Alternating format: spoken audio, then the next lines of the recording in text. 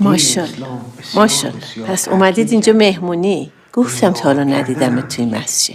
حالا خودتون کجا زندگی میکنید؟ کرج هستیم. نمیشنفم دخترم، بلندتر بگو. کرج حاج خانم، کرج. برای اینکه توجه خواهرانم به عرایض بنده جلب بشه یک صلوات محمدی خلق کنید. الله. یعنی اصالتا کرجی هستین یا اینکه اونجا زندگی میکنی؟ من خودم کرج به دنیا آمدم، ولی خب پدر مادرم اصالتا شیرازی. مراعات کنیم هم. میخوام یه حدیث بخونم براتون. دخترم از رسول الله. تو سجده شکر بعد نماز رو رفتی؟ جانم؟ نرفتی دیگه؟ سجده شکر بعد نماز خیلی ثواب داره، نشنیدی؟ ببین بعد از هر نمازت یه سجده شکر برو که خیلی ثواب داره. برو دخترم برو. سفارش کرده به فرائض هم همینطور سفارش کرده. ها باشه دیگه. رسول الله میفرماید اللهم صل.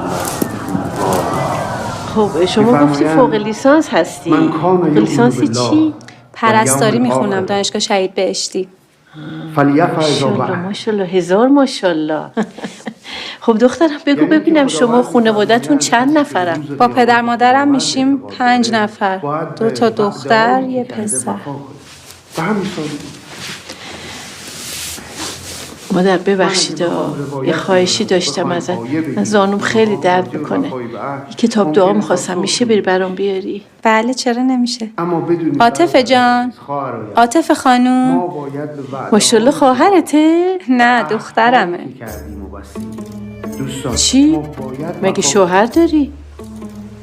من روی صحبتم اول با خودم، دوم با خودم. بله خب نباید شوهر میکردم.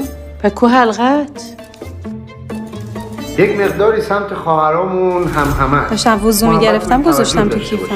حالا من نپرسم شوهر داری، خودت هم نباید بگی شوهر داری. ما رو از دعا انداختی و از سخنرانی حاج آقا انداختی و هیچی. حالا چقدر میخواد پول موبایل واسه من بیاد؟ خانوما به کاراتون برسید، این قضیه منتفیه.